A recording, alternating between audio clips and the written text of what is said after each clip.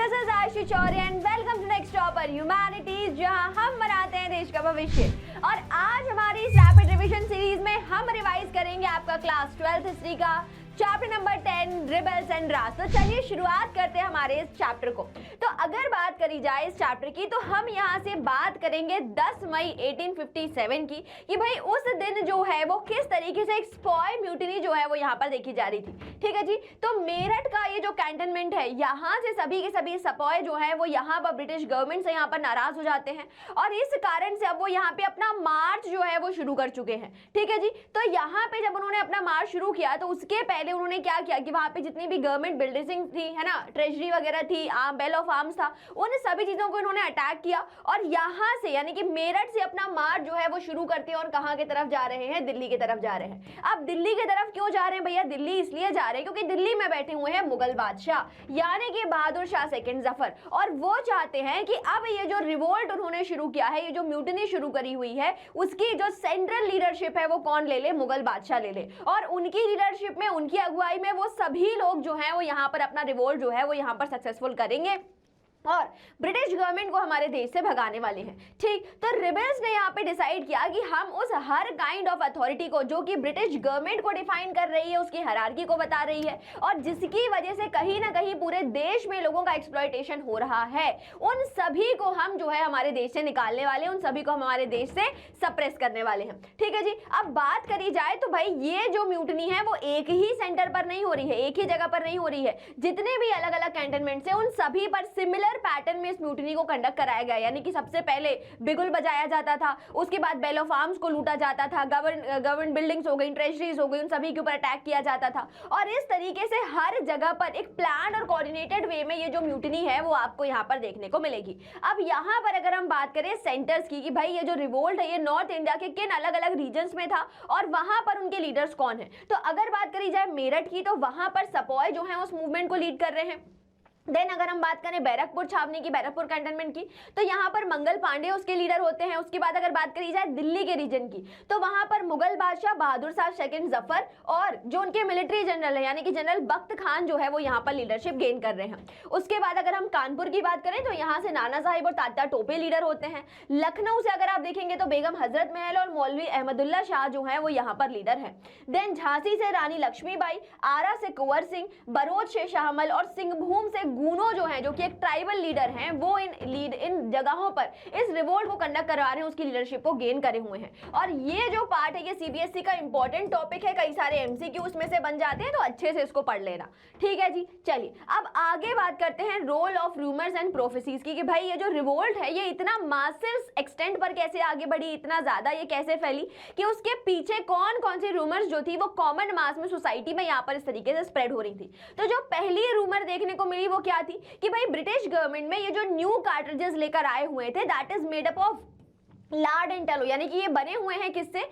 Pig और जो काऊ का फैट है उससे यहाँ पर ग्रीस्ड है और जब भी कोई सपॉय से चलाएगा तो उसे अपने मुंह से यानी कि अपने दांतों से उसे टीयर करना पड़ेगा, उसका कवर निकालना पड़ेगा और फिर वो उसे यहाँ पर फायर कर सकता है। देन उसकी बाद बात होती है कि भाई अगली रूमर क्या थी? अगली रूमर ये हुई कि ब्रिटिश गवर्नमेंट ने सपॉय लाइन्स में जो आटा यानी कि जो आप बोल सकते जो फ्लोर देखने को मिल रहा था उसमें भी जो बोन डस्ट है काऊ और पिग का वो यहाँ पर मिक्स किया हुआ है। और अगर बात करी जाए तो कन्वर्जन यानी कि धीरे धीरे ब्रिटिश गवर्नमेंट जो है वो चाह रही है कि ये जो सभी हिंदू और मुस्लिम धर्म के लोग हैं ये सभी क्रिश्चियनिटी धर्म में कन्वर्ट हो जाएं। तो इस तरीके की जो तीन रूमर है जो कहीं ना कहीं लोगों को लग रही है कि भाई ब्रिटिश गवर्नमेंट जो है वो हमारे रिलीजियस सेंटिमेंट्स को हर्ट कर रही है, हमें कन्वर्जन की तरफ लेकर जा रही है, इसके खिलाफ सभी लोग जो है वो यहाँ पर तैयार हो जाते हैं। उसके बाद बात करी जाती है प्रोफेसीज की कि भाई कौन सी दो प्रोफेसीज जो है वो यहाँ पर देखी जा रही। तो पहली थी sanitary of the battle of Plassey की 23 जून 1757 में जो बैटल ऑफ प्लासी हुई थी उसके 100 साल बाद यानी कि 1857 में जो बैटल हो रही थी तो लोगों को ये लग रहा था कि जिस दिन 100 साल हो जाएंगे किसी बैटल ऑफ प्लासी को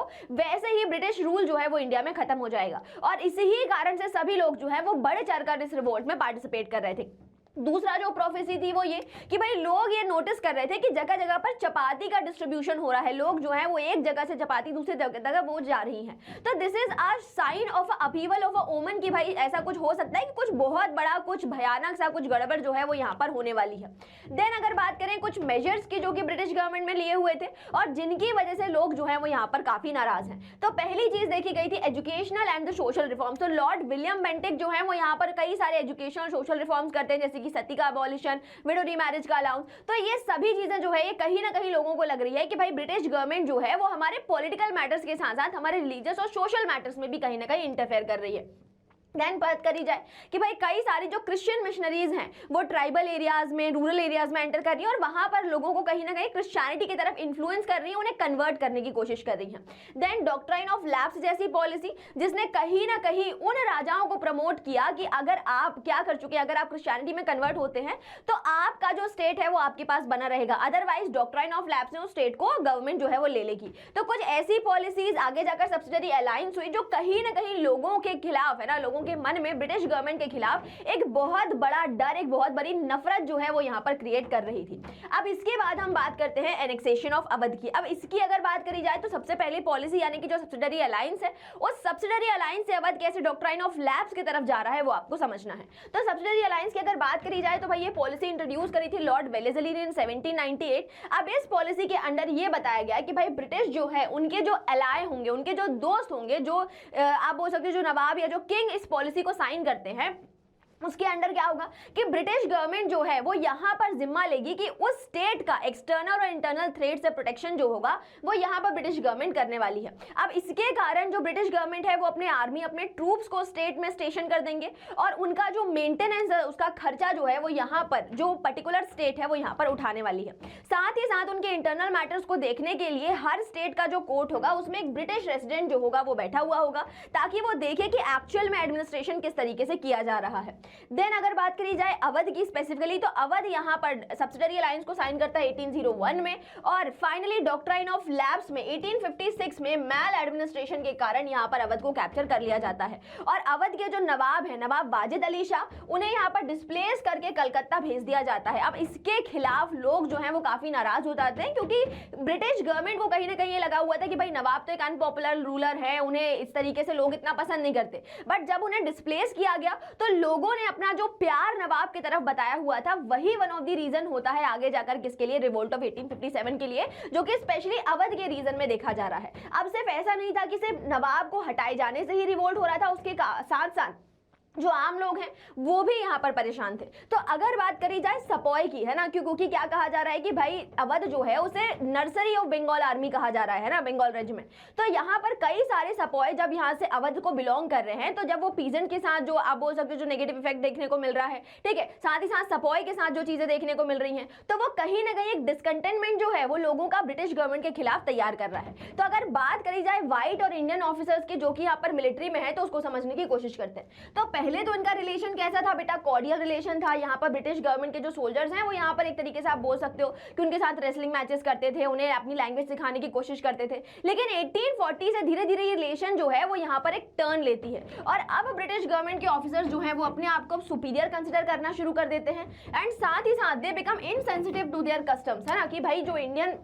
सपोइज हैं उनके जो कस्टम्स थे, उनके जो बिलीफ्स थे, उनके लिए कहीं ना कहीं वो इनसेंसिटिव नजर आते हैं। उसके बाद बात हो रही है अगले की और वो हुए तालुकदार। अब तालुकदार कौन हुए? तालुकदार से काइंड ऑफ इंटरमीडिएटरीज जो नवाब के बिहाफ पर स्टेट को कहीं ना कहीं रेवेन्यू एडमिनिस्ट्रेशन जो है वो उसका मैनेज कर रहा था। तो उनकी ये पोजीशन जो है, ये पावर जो है वो उन्होंने जनरेशन से हेल्ड करी हुई थी और ब्रिटिश गवर्नमेंट को कहीं ना कहीं लग रहा था कि अगर हम इन इंटरलोपर्स को, इन इंटरमीडिएटरीज को यहाँ से हटा देते हैं तो अब हम डायरेक्टली पीजेंट से टैक्स जो है वो कलेक्ट कर सकते हैं और इसके कारण कई सारे तालुकदार जो है उन्हें यहाँ पर डिस्प्लेस किया गया था। So these taluqdar used to have the army of 12,000 foot soldiers. ठीक है, अच्छी खासी आर्मी थी इनके पास, किला हुआ करता था और ब्रिटिश गवर्नमेंट ने इनकी प्रॉपर्टी को एनेक्स कर लिया, उन्हें डिसार्म कर लिया, ठीक है, और उनके फोर्ट जो थे उन्हें यहाँ पर डिस्ट्रॉय कर दिया। और ये सभी किया गया किस पॉलिसी के थ्रू? समरी सेटलमेंट एक्ट के थ्रू। तो 67 से 38% तक तालुकदार जो है वो रिड्यूस हो गए, स्पेशली जो साउथ पार्ट ऑफ अवध था वहां पर ये चेंजेस देखने को मिल रहे हैं।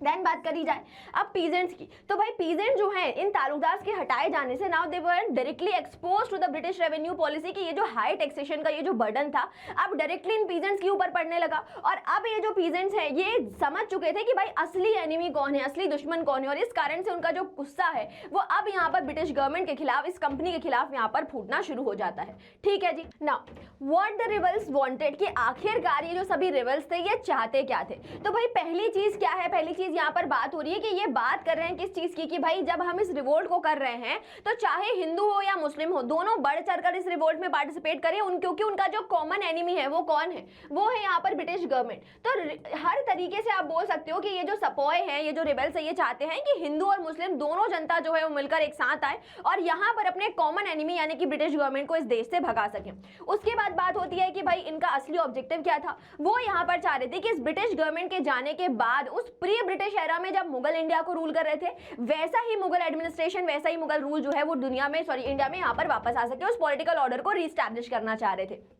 देन बात करी जाए कि भाई वो चाहते थे कि इस ब्रिटिश गवर्नमेंट के जाने के बाद जो सोसाइटी हो वो एग्लिटेरियन फॉर्म ऑफ सोसाइटी एग्जिस्ट हो जाए, जहां पर लोग जो है वो अपने राइट्स को, अपने फ्रीडम्स को एंजॉय कर सके और साथ ही साथ एक लो रेट ऑफ रेवेन्यू जो है वो उनसे यहाँ पर वसूला जाए। देन अगर हम आगे बात करें कि ब्रिटिश गवर्नमेंट ने इसके लिए क्या एक्शन लिया, तो let's talk about the repression of the revolt. तो सबसे पहले कई सारे लीगल मेजर्स लिए गए, जिनमें से एक था मार्शल लॉ, कि अब हर एक ऑर्डिनरी सिटीजन जो है उसे भी ये पावर दे दिया गया कि वो अपनी जान की रक्षा करने के लिए किसी भी इंडियन के लिए गोली चला सकता है। तो जो ordinary process of law and trial था वो यहाँ पर सस्पेंड कर दिया गया और हर इंसान को ये पावर दे दिया गया, स्पेशली ब्रिटिशर को, कि आप अपनी सेफ्टी के लिए यहाँ पर कोई भी एक्शन ले सकते हैं। दूसरी जो चीज करी गई थी वो था मिलिट्री एक्शन। तो चाहे पंजाब या जो बंगाल दोनों रीजन से जो है वो यहाँ से ट्रूप्स भेजे गए थे, यहाँ से रेनफोर्समेंट भेजा गया था ताकि दिल्ली और जो नॉर्थ इंडिया का जो रीजन है इसे यहाँ पर कैप्चर किया जाए। तो फाइनली दिल्ली जो कि सितंबर 1857 पे कैप्चर किया गया और उसके बाद कई सारे वन बाय वन अलग अलग रीजन जो है, अलग अलग सेंटर्स जो है उन्हें यहाँ पर कैप्चर किया जाएगा। देन उसके बाद करते हैं डिप्लोमेटिक मेजर्स की। तो ब्रिटिश गवर्नमेंट को ये पता था कि अगर वो डिवाइड एंड रूल पॉलिसी के थ्रू अगर खेलेंगे तो बहुत आसानी से इंडिया के ऊपर कैप्चर कर सकते हैं, और उन्होंने यही किया। तो जो उन्होंने, हम बोल सकते हो कि जो एक ग्रुप बनाया हुआ था, है ना, कि भाई एक ऐसे एक लॉयलिस्ट सिटीजन का, उन्हीं को उन्होंने यूज किया। तो यहाँ पर उन्होंने बात करी कि उन बिग लैंड लॉर्ड्स की, है ना, कि भाई अगर वो चाहें तो अगर वो ब्रिटिशर्स का यहाँ पर सपोर्ट करते हैं तो इन लॉयल जो बिग लैंड ओनर्स है, जो तालुकदार है, उन्हें उनकी जमींदारी जो है वो वापस दे दी जाएगी, और जो दूसरे लोग हैं जो यहाँ पर रिबेल हैं उन्हें यहाँ पर डिस्पोजेस कर दिया जाएगा, उन्हें यहाँ पर पनिशमेंट दी जाएगी। तो इस तरीके से डिवाइड एंड रूल पॉलिसी के थ्रू यहाँ पर ब्रिटिश गवर्नमेंट जो है वो एक डिप्लोमेटिक मेजर्स ले रहे हैं। उसके बाद हम आगे बात करते हैं उन इमेजेस की जो कि इस चैप्टर में इंपॉर्टेंट है और जिससे इमेज बेस्ड क्वेश्चन आप देख सकते हैं। तो सबसे पहले अगर हम बात करें किसकी, द रिलीफ ऑफ लखनऊ, जो कि पेंट करे हुए थॉमस जॉन बर्कर ने 1859 में, और इस इमेज के थ्रू बताया गया है कि जब रिबेल्स ने लखनऊ को सीज किया हुआ था, उसके फोर्ट को, है ना, उस जो आप बोल सकते जो ब्रिटिश रेसिडेंट जो है उसे जब इस तरीके से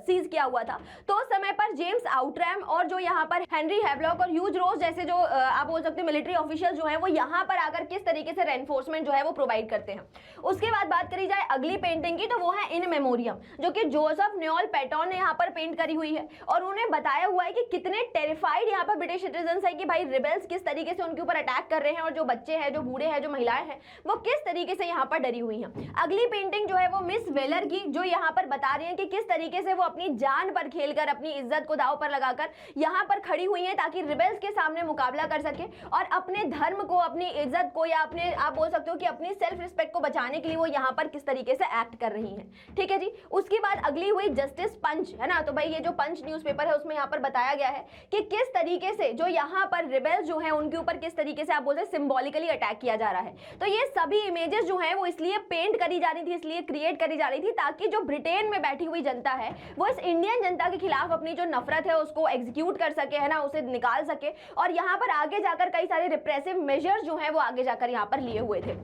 देन अब यहाँ पर बात हो रही है कि भाई ब्रिटिश गवर्नमेंट ने कैसे अपनी रिएक्शन को बताया हुआ है मीटिंग्स के थ्रू। तो यहाँ पर जो ब्रिटेन लॉयन है वो यहाँ पर बंगाल टाइगर के ऊपर अटैक कर रहा है। ठीक है, so the British lion went against to the Bengal tiger. उसके बाद एग्जीक्यूशन किया गया कई सारे म्यूटिनियर्स का, तो यहाँ पर बताया जा रहा है उन्हें तोप से बांध कर इस तरीके से उड़ाया जा रहा है, फांसी पर लटकाया जा रहा है। ठीक है, तो ये एग्जीक्यूशन बता रहा है। और उसके बाद होता है क्लीमेंसी ऑफ कैनिंग, की लॉर्ड कैनिंग यहाँ पर बता रहे हैं कि किस तरीके से एक वाउंडेड सोल्जर को भी वो किस तरीके से प्यार से उसके साथ, लीजेंसी के साथ उसके साथ एक्ट कर रहे हैं, हैं और उसे ये बता रहे हैं कि क्योंकि ब्रिटिश इंडिया को इंडिया में रहना है ना, कि ब्रिटिश गवर्नमेंट ये चाहती है कि वो इंडिया में बनी रहे, इस कारण से इन सोल्जर्स को समझाकर प्यार से अब वो उन्हें अपने पास रखेगी और अब यहाँ से फर्दर गवर्नेंस जो है वो अपना चालू रखेगी। ठीक है जी, तो ये तो बात हुई हमारे इस पूरे चैप्टर के रिवीजन की। अब कुछ क्वेश्चंस आपको यहाँ पर दिए हुए हैं, जैसे कि the rumours and prophecies played a part in moving people to action, explain the statement in the context of the revolt of 1857, then examine how Lord Dalhousie's policy of annexation created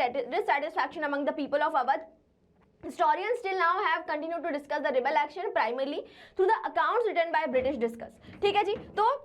ये 3 question हैं जो कि आपको provided हैं। तो ये तो बात रही रैपिड रिवीजन की। अगर आप इस चैप्टर का डिटेल्ड वीडियो देखना चाहते हैं तो आप हमारा वन शॉट वीडियो देख सकते हैं। टिल देन पढ़ते रहिए, आगे बढ़ते रहिए। Thank you so much.